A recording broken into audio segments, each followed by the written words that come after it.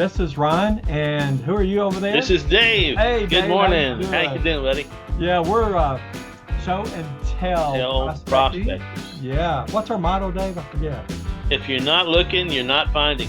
Yeah, that's a true statement. And Dave's been looking lately, and he's found something that I think is a few gems, so to speak. And I've got some things, recent finds that I want to share with you. We may not be able to get it all in one episode, but if we don't, we'll get it into two episodes and share those with you. All right, we're not going to diddle daddle around. We're going to get right to it. David, what do you got? Well, this morning I'd like to share with you an unusual find. It is a sculpture puzzle. So when you're out there looking, there may be some unusual things that you come across, which is part of what attracts me to something. I like the strange and unusual because the commonplace just isn't as interesting. That's true. But I don't think I've ever heard of a sculpture puzzle. I've seen puzzle boxes where you had to figure how to open them up, but not a sculpture puzzle. So this is going to be kind of my first, I guess. Yeah, and you could, and let me show this to you. It's in the sculpture. Can you back it up just a little bit? Back it up. There you go. So we can see the entirety of it. Yeah. It's in the sculpture of a female torso, and it is headless. It is on a base. It kind of comes off the base a little bit, but this whole piece is a puzzle that is basically stacked and put together. So are the little kind of division points on the legs part of the puzzle? Yes. That all comes off. All of it comes apart. It looks like taking it apart would be a challenge as well as putting it back together. Yeah. So one of the things that really attracted me to it, because, you know, some of these things, they look pretty modern and you're like going, oh, okay, it's probably some kind of toy, some kind of modern. Just a bit so we can see all of it. Yeah, there you go. But it, if you take a look, there is a, at the very base, a little bit difficult to see there. There's a number. 8149, it looks like. Is that what you said? There we go. Yeah. 8149. And then if you look at the front, at the same kind of spot, there is a name. Can't read, it's out of focus. Not very readable. It's very difficult to read. And it's in script because it's a signature. And it's a signature of the artist. So that's excellent. One of the easiest things that you can do with an item like this is to Google image search it, which will bring you up the product, the item, and the who the artist is. So turns out that this was made by Miguel Ortiz Berrocal, and he's a Spanish sculptor. Now, this piece was actually made in 1968. Really? Wow. Yes, and that is the year of my birth. So it's kind of interesting that it's 50-something years old, that it's been around for a piece. It looks, for a while, it looks like it's a more modern piece. But it's not, and it would be considered to be mid-century modern art, and that's one of the things that is a draw on it. You want to actually, I mean, I'm not doubting the mid-century, and I'm not doubting any of your research, but one thing it does appear to be is it's like it's a throwback to the Art Deco age of the teens and 20s. It does kind of have that style about it. Do you want to take a look on the screen and look up some of his work? I'll do it on my phone. What's his name again? Miguel, Miguel Ortiz, Ortiz, Berrocal, Berrocal. Oh yeah. Miguel Ortiz Berrocal was a Spanish figurative and abstract sculptor. He is best known for his puzzle sculptures, which can be disassembled into many abstract pieces. He was born September 28, 1933, in Villanova de Algeciras, Spain. I'm sure I butchered that. I do have Spanish classes in my history, but oh well. He died just recently. I mean, relatively recently, May 31st, 2006. And Right. actually, um, it says there's a mini David sculpture. Let me see if I can find the one that you have. Hold that one up that you were showing us. Sure. Okay, that's not anything like. So And if it's a you lady. disassemble this sculpture, there is a Oh, I found it. ring uh, in the middle of mid torso. Yeah. So here it is. David, how much you pay for it? Ron, I paid $2 for that.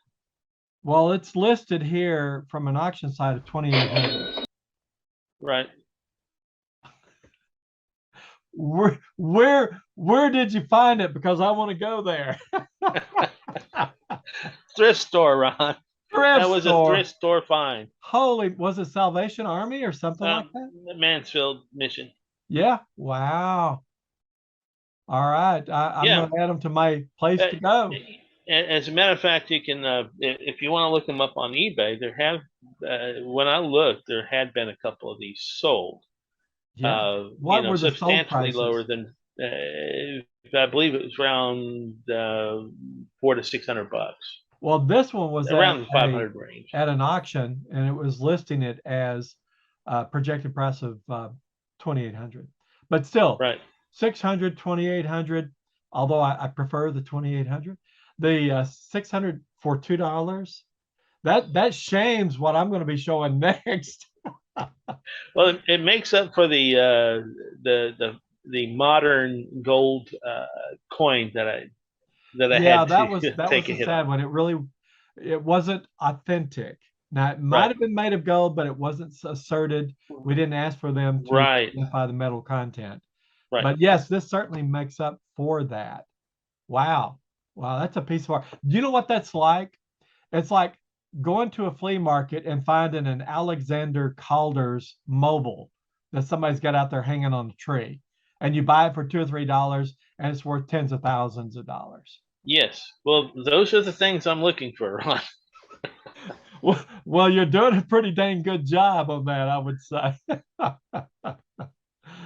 Well, Okay. there's some things out there that I think that unless people recognize them, they get lost, and that's what we're here for, Ron. Is we're Yeah. rescuing these Yeah, we're pieces. rescuing the pieces, but also I think the more important point is if you stumble across something that is odd or unique or you've never seen it before, look it up on your cell phone, look it up on eBay, look it up on Yes. Amazon, look it up on um, any of the auction sites like heritage auctions. They have history of their sales. You Yes. might have found a treasure like David has. That's pretty Yes. amazing. Miguel Baracol, Ortiz Baracol. Okay, I'll play you a game of chess for it. I already know the outcome of that one, Ron. It was worth a try. It was worth a try. Right, right. Well, are So you that was what do you got for us today, Ron? okay? Well, it's not anything like that, but I thought it was a treasure. So let me flip my camera over here. And you know I'm a big coin collector, right? Now you can't really see this, Yes. but I'm hoping I can get it up there where it will focus. Can you see that, David? Oh yeah, yeah. We're close. Kind of rock it down a little bit. Yeah, a little bit more. Yeah, a little bit more. Oh, that's probably pretty close. There's just a little bit of light glare on the top, I'm going but to take it out of the holder. right. This is while I'm trying to get it to cooperate. There you go, This, Ron. Okay, yeah. I think you've got about as clear as you can get and as okay, close as you can get. this is a 1986 silver dollar proof. And it was listed, of Beautiful. course, Silver Eagle, 1 ounce. It was listed at the estate sale for $85. Now I paid, it was 50% off day, and they didn't isolate. There we go. That's better, isn't it? We didn't Yes, that's isolate, or good. they didn't isolate. Sometimes they'll say it's 50% off everything but the coins, right? They'll do something like that, but not here. So I was able to get it for $42.50. Now there are sold comps right now on eBay the last few days, $79.95. So I did pretty good on it. However, there's one thing about it being worth $79.95, but what do you think would happen if I were to send this in to be graded? What's the potential? What do you think? 150, $200 maybe. I mean, My guess. Sorry, you my would guess. you would think reasonably so. And generally speaking, when proofs are graded by one of the certification companies like PCGS or NGC, they're going to grade high because they're proofs. But in this particular case, there is a sold, and let me just switch over to share my screen right quick. There is a sold example of this. Okay, right here.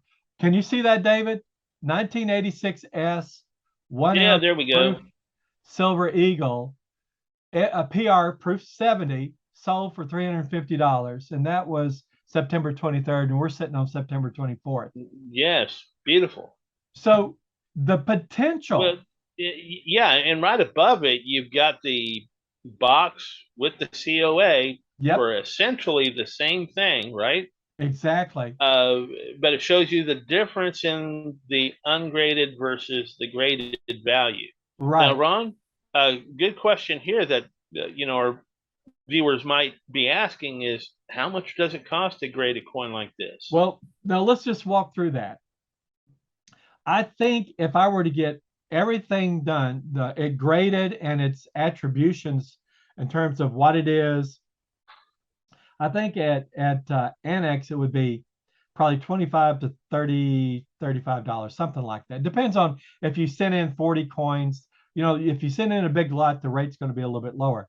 But Annex, for whatever reason, doesn't have the breadth of collectors as NGC and PCGS. And I don't understand why, other than perhaps some ancient history there. But they do a good job.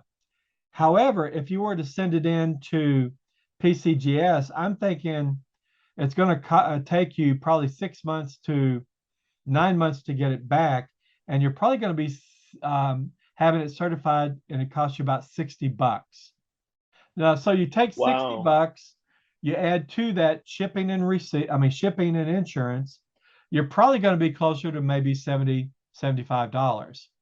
And then when you add to that the cost of the unit, which it cost me $42.50, we'll just say $43, we're probably going to be at maybe $120 total into it. But if it turns out to be a proof 70, we have a sold comp here that you can almost triple your money. Yeah, versus possibly doubling your money, you could possibly triple your money by having the coin graded, right? Right, right. Now, if you were to get it sent into NGC, it might sell for a little less. I mean, PCGS is kind of looked at as the Cadillac. NGC is looked at as near best, and Annex is typically looked at as a lower second tier, third tier type grading company. And again, Right. for the value you get from Annex and the cost savings, unless it's something rare, I would highly recommend Annex. But if you're going to try to get the most out of the coin, once it's certified, and assuming you're going to get the grade you expect to get, NGC or PCGS. Now, the problem with PCGS is I think you have to send it in to a certified dealer for them to submit. But with NGC, here's the other thing. You could probably join NGC, and that's probably going to cost you something in excess of $150. But you get I don't know, 5, 10 free grading, five, maybe 5 or 10 coins to be graded by them without cost other than shipping costs. So there's a Right. lot to it. Whereas with Annex, Right. you write up the form, you send it in, and they'll grade it. And typically, I'll get them back in 2.5 months. I'm Well, presently waiting on one that I submitted that had 43 coins, and I should be getting it any day now. well, and if they want to see some of these coins that you're unboxing, where should they go, Ron? Oh, hey, well, thanks for reminding me. We have a channel. It's called Empire Coins and Collectibles, where we showcase our coin finds and our currency finds. And you're welcome to visit us there. I'm trying to get David to agree to come and be a guest host where I can interview him on some of his escapades, because we're always interested in how people find these treasures. All right. Keep looking. You keep, is that it? You keep looking? Keep looking. If you're not looking, you're not finding, Ron. You got that right. I'm going to stop for share here. We're that was a very interesting reveal on the coin there, and I have one that's kind of similar to it that I'll share with you. Oh wow, that is a, hold it up a little closer. Okay, up a little higher. There you go. Now back off just a bit so I can see all of it. That's a 2017. And if you flip it around and hold it up, whoops, I've done that. Right. I'll even be talking about don't drop the coin, and then I drop it. It's a West Point. Yep. Wow, Dave. West Point. That's pretty 2017 cool. Silver Eagle West Point. Beautiful coin. Probably not worth as much as your 1986, I think. But I'm thinking maybe 120 to 150, because I'm looking at comps all over the place. And when I look at the West Points, because it's a West Point minted coin, generally speaking, they're a little rare. They don't produce as much of them as the regular issue and the regular proofs. So I think that's a gem. yes, Now, folks. I think we'd have to determine the 120, 150, is that certified or is it uncertified? True.